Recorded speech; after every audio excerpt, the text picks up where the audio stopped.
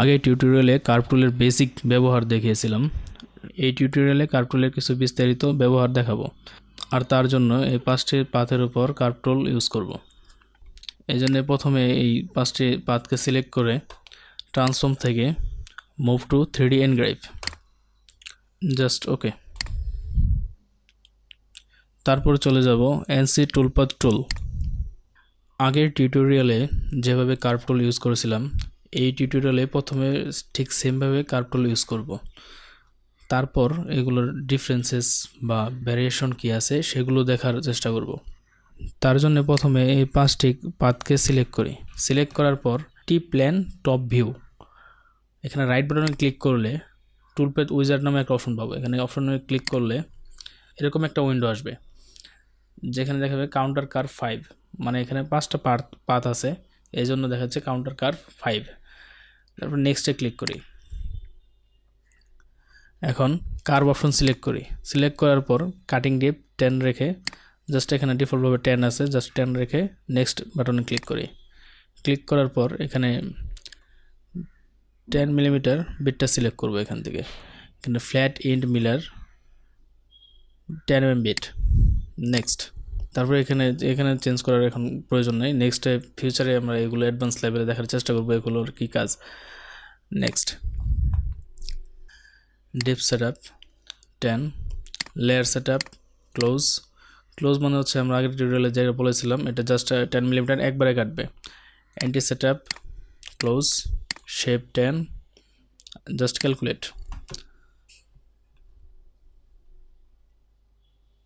কার্ভের আরেকটা অপশন আছে, যেটা দেখার জন্য সবগুলো ফাইলকে সিলেক্ট করে আবার টি প্ল্যানে যাই। T plan top view toolpath wizard, next counter close, cutting deep 10, next system and tool library flat and in miller 10 mm, next layer setup close, dip setup 10, shape 10, calculate। এখানে উপরেরটা যদি আমরা on করি তাহলে দেখতে পারবো কার্ভ অপশনে 5টা পাথই ঠিকভাবে লাইন ড্র করছে, কিন্তু যদি শুধু নিচেরটা দেখি তাহলে দেখতে পারবো এখানে শুধু উপরে 3টা কাটছে কিন্তু নিচের 2টা কাটে নেই। কারণ হচ্ছে কাউন্টার অপশনের কাজ হচ্ছে শুধু এরিয়া কাটা, কোনো প্রকার লাইন বা কার্ভ কাটা না। এটা সিম্পল লাইন অথবা কার্ভ এগুলো কাটবে না কাউন্টারে, কিন্তু আমরা কার্ভ দিয়ে সবগুলো কার্ভই ঠিকভাবে কাটতে পারি। কার্ভেরও কিছু লিমিটেশন আছে, এখন সেই লিমিটেশনগুলো দেখার চেষ্টা করব যে কার্ভের অ্যাকচুয়ালি কী লিমিটেশন আছে, কার্ভ দিয়ে কেন আমরা শুধু কার্ভ ইউজ করব না, কেন আমরা কাউন্টার ইউজ করতে হবে, কোন ক্ষেত্রে কার্ভ ইউজ করব, কোন ক্ষেত্রে কাউন্টার ইউজ করব, এটা এখন বোঝার চেষ্টা করব। এখন প্রথম দেখবো আমরা কার্ভের একটা অপশন হচ্ছে রেডিয়াস কম্প। এখানে দেওয়া আছে ক্লোজের জায়গায় আমরা লেফট অফসেট দিয়ে ইউজ করব। দেখবো এখানে কি দেখাচ্ছে, লেফট অফসেট, ওকে, সিলেক্ট অপশন, রান। এখানে একটা গ্রিন লাইন আছে, এই লাইনটার মানে হচ্ছে কোথা থেকে কাটা স্টার্ট করবে এবং কোনটার পর কোনটা কাটবে এটার সিরিয়াল, জাস্ট এটার জন্য এই সিরিয়ালটা শুরু করছে। এই অপশনটা অফ করার জন্য এখানে উপর একটা এই ব্লু লাইন আছে, এটা ক্লিক করে দিলে এই লাইনটা উঠে যাবে। এটা তুলে দিলাম। তুলে দেওয়ার পর এখানে দেখতে পারবো রাউন্ড অপশন যেটা আছে এটা ক্লিয়ারভাবে কাটছে, এখানে এটাও মোটামুটি ভালোভাবে কাটছে, কিন্তু এখানে লাইনটা ঠিকভাবে ক্লোজ হয় নাই। কারণ এখানে হচ্ছে যে এখান থেকে বিট স্টার্ট হয়েছে, এখানে যে ইন্ড হয়ে গেছে, কিন্তু এটা কমপ্লিট করে নাই। কমপ্লিট না করার কারণ হচ্ছে এখানে স্টার্ট পয়েন্ট আর ইন পয়েন্ট এইখানে আছে, এখান থেকে ঘোরার কোনো প্রয়োজন নাই, এখানে জাস্ট এটা কার্ভ। কিন্তু বাকি অপশনগুলোতে সেমভাবে কাজ হয়েছে, সবগুলা লেফট সাইডে অফসেট হয়েছে। এখন এটার আবার রাইট সাইডে অফসেটটা দেখবো আমরা, যে রাইট সাইডে কীভাবে হয়। ডাবল ক্লিক করে এখানে প্যারামিটারগুলো অন করলাম আবার। এখন এটার রাইট সাইডে দিই, রাইট অফসেট।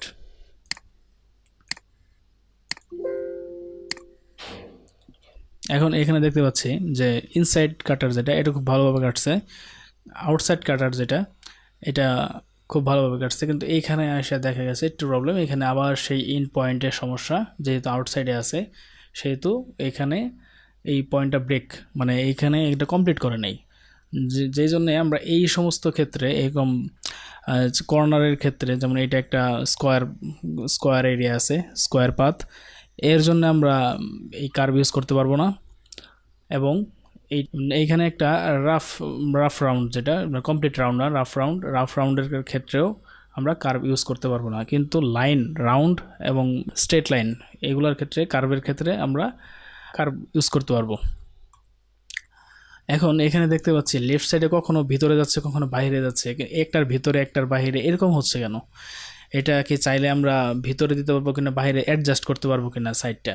যেমন এখানে একটা অপশন আছে, এটার কারণ হচ্ছে যে এখানে প্রত্যেকটা লাইনের, প্রত্যেকটা পাথের একটা করে স্টার্ট পয়েন্ট এবং ইন পয়েন্ট আছে। স্টার্ট পয়েন্ট মানে হচ্ছে যেই জায়গা থেকে ড্র করা স্টার্ট করা হয় এবং যেই জায়গা থেকে ড্র করা শেষ করা হয়। এই সমস্ত কমপ্লিট রাউন্ডের ক্ষেত্রে ইন পয়েন্ট আর স্টার্ট পয়েন্ট সেম জায়গায় থাকে। কারণ হচ্ছে যেখান থেকে স্টার্ট করা হয় আবার সেখানে নিয়েই ওটা কমপ্লিট করা হয়। যেখান থেকে লাইনটা স্টার্ট করা হয় ড্র করা, এবং সেই জায়গাতে নিয়ে কমপ্লিট করা হয়। এই জন্যে এই সমস্ত কমপ্লিট পাথের ক্ষেত্রে স্টার্ট পয়েন্ট এবং ইন পয়েন্ট সেম জায়গায় থাকে। এই জায়গাটা যদি আমি অ্যাডজাস্ট করে ঘুরিয়ে দিই, যেমন একদিক ধরে নিলাম এটা স্টার্ট পয়েন্ট আছে এই জায়গায়, এই পার্টটার স্টার্ট পয়েন্ট আছে এই কর্নারে। এখন এইখান থেকে এখানে গেছে, এখান থেকে এখানে গেছে, তারপর এখানে, তারপরে এখানে, এই জন্য এইভাবে লাইনটা ড্র হয়েছে। এখন যে আমরা চাই যে রাউন্ডটা উল্টা দিকে ঘুরুক, যেমন এইখান থেকে এখানে আসুক, এখান থেকে এখানে আসুক, এখান থেকে এখানে আসুক, তাহলেই দেখা যাবে এই লাইনটা বাইরের দিকে চলে গেছে। আমরা প্র্যাকটিক্যালি দেখার চেষ্টা করি। এখানে যাব হচ্ছে সারফেস মডেলিং টুলে যাব। মডেলিং টুলে যাওয়ার পর এই পার্টটা সিলেক্ট করব। সিলেক্ট করার পর ট্রান্সফর্ম থেকে অ্যাডজাস্ট ডাইরেকশন, এখানে যে রিভার্স ডাইরেকশন করি তাহলে এই ডাইরেকশনটা চেঞ্জ হবে। চেঞ্জ হওয়ার পর আমরা এখানে যদি এটারে আবার রান করি তাহলে দেখতে পারবো চেঞ্জ হয়ে গেছে, বাইরের দিকে চলে গেছে। এটা হচ্ছে যে স্টার্ট পয়েন্ট এবং ইন পয়েন্টের মুভিং সাইড, মানে যেই দিক থেকে স্টার্ট হয়েছে উল্টা দিকে ডাইরেকশনটা ঘুরাই দেওয়া, তাহলে এই পয়েন্টটা কাজ হবে। যে এখন সবগুলোরই বাইরের দিকে শো করতেছে। এখন আসি কাউন্টার অপশনে। কাউন্টার অপশনে দেখতে পাবো সবগুলোরই সেন্টার, এই 3টা লাইনে কাটছে, নিচে 2টা কাটে না, নিচে 2টা অপশন বাদ। এখন শুধু আমরা কাউন্টার অপশনটা ইউজ করব এরিয়া পাতের ক্ষেত্রে। এটা আমরা বুঝে নেই, আমরা কাউন্টার অপশনটা ইউজ করব শুধুমাত্র এরিয়া পাতের ক্ষেত্রে। এখন এখানে কাউন্টারে ডাবল ক্লিক করি। ক্লিক করার পর এখানে কাউন্টার থেকে ক্লোজ অপশনটাকে আমরা আউটার অফসেট দেব, মানে আউটসাইডে যাবে। আউটসাইডে কাটতে চাই এটারে, যে পাতগুলো আছে পাতগুলো আউটসাইডে কাটবে। Just okay, counter run. দেখতে পারবো সবগুলোরই আউটসাইড একদম খুব ক্লিয়ারভাবে কমপ্লিট হয়েছে। এখানে কোনো ব্রেক পয়েন্ট নাই যে এক জায়গায় থেকে ব্রেক হয়েছে, এরকম কোনো পয়েন্ট নেই। যেমন যেটা আমরা যে কার্ভের ক্ষেত্রে দেখতে পাইছিলাম এখানে একটা ব্রেক পয়েন্ট আছে, কিন্তু কাউন্টারের ক্ষেত্রে এখানে কোনো ব্রেক পয়েন্ট নেই। সেটা কমপ্লিট রাউন্ড হোক বা স্কোয়ার বার হোক বা রাফ রাউন্ড হোক, কোনো সমস্যা নেই। জাস্ট এটা কমপ্লিট পাথ হইলে হয়েছে। শুধুমাত্র কাউন্টারের লিমিটেশন হচ্ছে যে এটা লাইন, স্ট্রেট লাইন অথবা রাফ লাইনের ক্ষেত্রে আমরা ইউজ করতে পারবো না।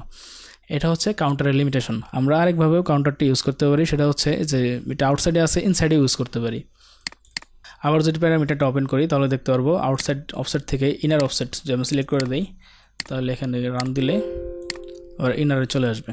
এখন সবগুলো ইনারে আছে। এখানে কার্ভার কাউন্টারের মধ্যে পার্থক্য দেখতে পারলাম যে যদি ডাইরেকশন চেঞ্জ করা হয় তাহলে লেফট সাইড এবং রাইট সাইডের কম্বিনেশনের ফলে ইনসাইডে হইতে পারে, আউটসাইডেও হইতে পারে। আর কার্ভের ক্ষেত্রে সেটা ইনসাইড আর আউটসাইড ওই জাস্ট ডাইরেকশনের উপর ডিপেন্ড করে উপরে এবং নিচে কাটবে। এখানে বেটার হয় যদি আমরা কার্ভ অপশনটা ইউজ করি শুধুমাত্র লাইন ড্রয়ের জন্য, একদম ক্লোজ অপশনের জন্য, লেফট অথবা রাইট সাইড না, জাস্ট ক্লোজ অপশনের জন্য আমরা যদি কার্ভ ইউজ করি তাহলে বেটার রেজাল্ট আমরা দেখতে পাবো।